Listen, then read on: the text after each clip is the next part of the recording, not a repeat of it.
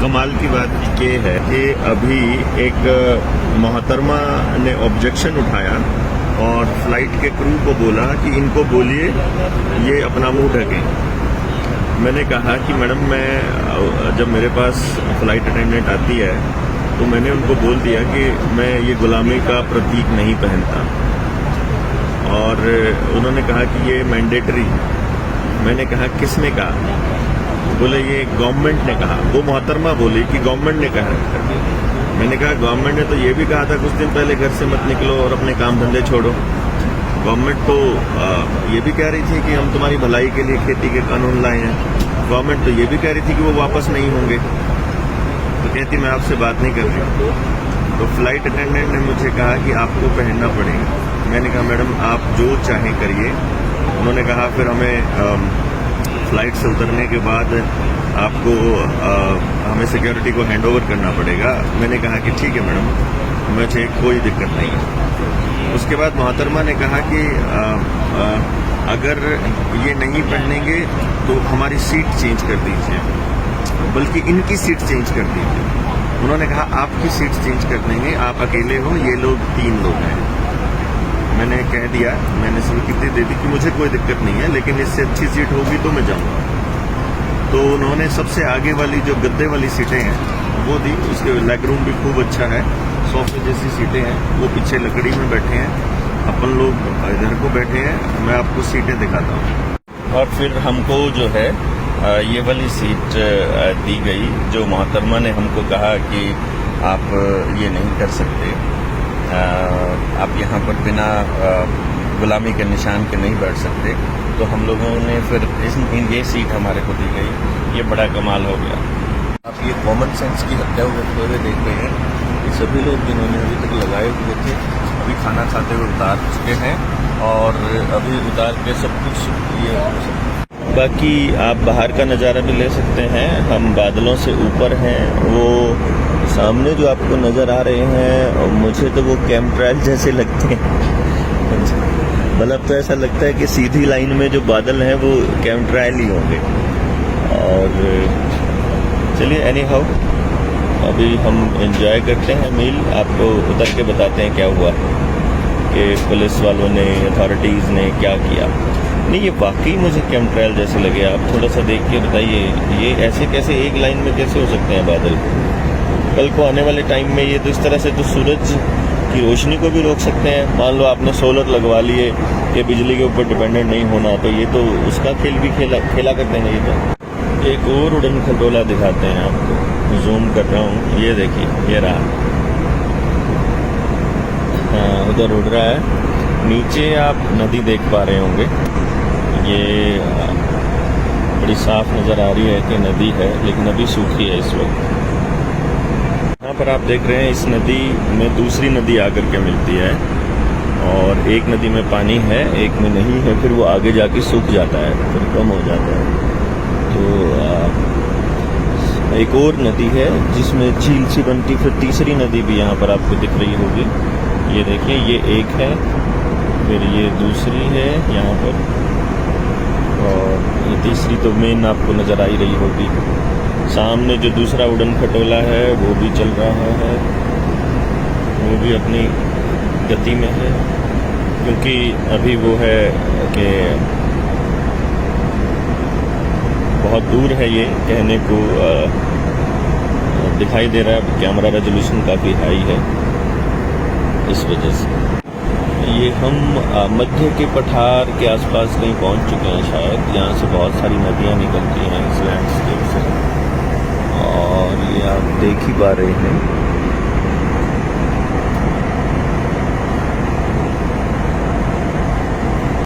वैसे ये कौन से जानवर की शेप नज़र आ रही है आपको, बताइए ज़रा एक बार।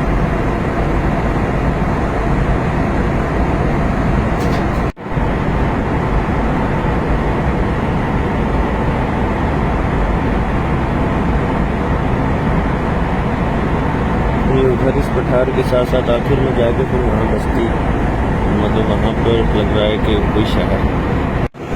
ये फिर से 2 नदियाँ नज़र आ रही हैं। एक ये लेफ्ट हैंड में दिख रही है, एक बीच में आपको नज़र आ रही होगी। जो ये है। तो ये नदियाँ कहाँ हैं? मध्य के पठार में के आसपास है कहीं, कहाँ है मतलब एग्जैक्ट लोकेशन तो आप में से किसी को आइडिया हो ये कौन सी नदियाँ हो सकती हैं यहाँ पर, ये समझ के चलिए कि 1.25 घंटा हो गया है हमें चले हुए। तो हम चंडीगढ़ से 1.25 घंटे में कहाँ पहुँचेंगे महाराष्ट्र से पहले, इसका हिसाब लगाइएगा और इससे पता लगेगा हम कहाँ मध्य प्रदेश में हैं हम। कृपया ध्यान दीजिए मौसम। वो चले हैं जी 9:51। तो मुझे लगता है कि हम मुंबई के आसपास पहुंच चुके हैं और अगले 20 मिनट में 15 मिनट में हम लोग लैंडिंग कर जाएंगे। ये पानी का स्रोत क्या है कोई आइडिया नहीं है, इसमें नदी आके मिल रही है और किसी को मालूम है तो कमेंट बॉक्स में लिखिए।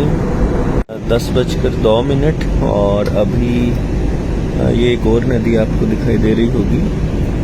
तो कुछ वाटर बॉडीज हैं आपको दिख रहे होंगे जो इस तरह से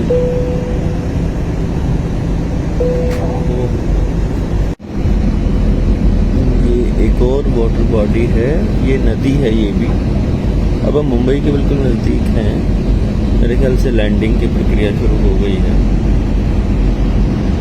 10:09 और इस तरह के पठार हैं ये। यहाँ से लगाइए अंदाज़ा कि मुंबई कितने दूर होगा। सामने जो है पहाड़ी पर कोई दुर्ग है जो नज़र आ रहा है। ये जो दुर्ग है यहाँ पर लेफ्ट साइड में जो आपको नज़र आ रहा होगा, और साफ नहीं है, ये दुर्ग से अंदाज़ा लग जाएगा कौन सी जगह है, कौन सी पहाड़ियाँ हैं। ये दुर्ग की शेप में कटाई हो रखी है पहाड़ी की ऊपर। ये पत्थर ही है, मतलब मिट्टी ही है, पहाड़ कच्चे ही पहाड़ है और आगे कोई शहर है जो नज़र आ रहा है। 10:14 और अब हम उसी दुर्ग, वो जो दुर्ग मैं आपको दिखा रहा था वो दुर्ग नहीं था, वो ये बिल्ड जो सामने दिखाई दे रहा है वो यही था। हम उसके दूसरी तरफ आ चुके हैं।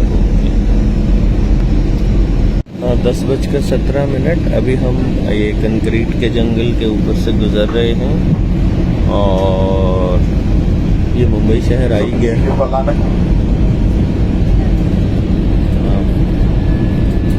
देख बस इसके पार ही एयरपोर्ट है शायद। ये नदी कौन सी है ये आप बताइए, मुंबई के साथ में से कौन सी नदी गुजरती है?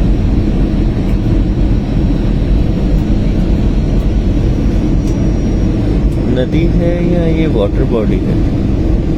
मुझे ये कोई और वाटर बॉडी लगती है जो इसकी साइड में से नई नदी मिलेगी।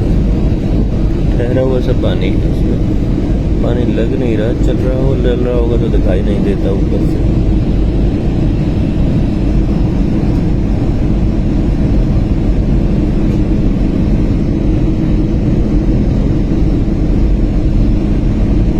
दस 10:19 और अभी हम शहर की तरफ आ गए हैं। ये आपको बिल्डिंग्स नज़र आ रही हैं, छोटे मकान भी हैं, बहुत तंग हैं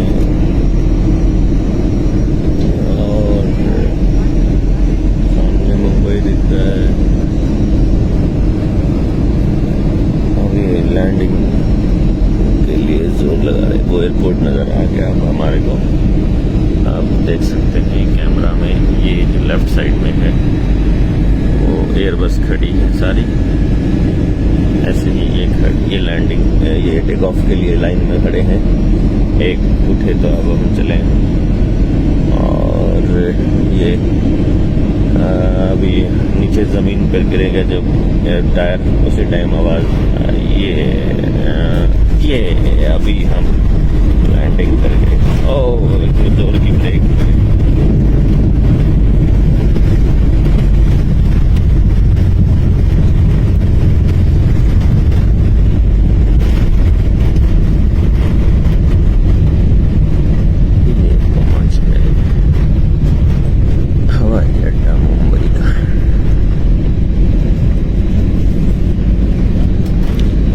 ખદ કે મારો ભાઈ જાજાળાના કમાવે ખદ કે થોડે ઘાટ માર્યા કરો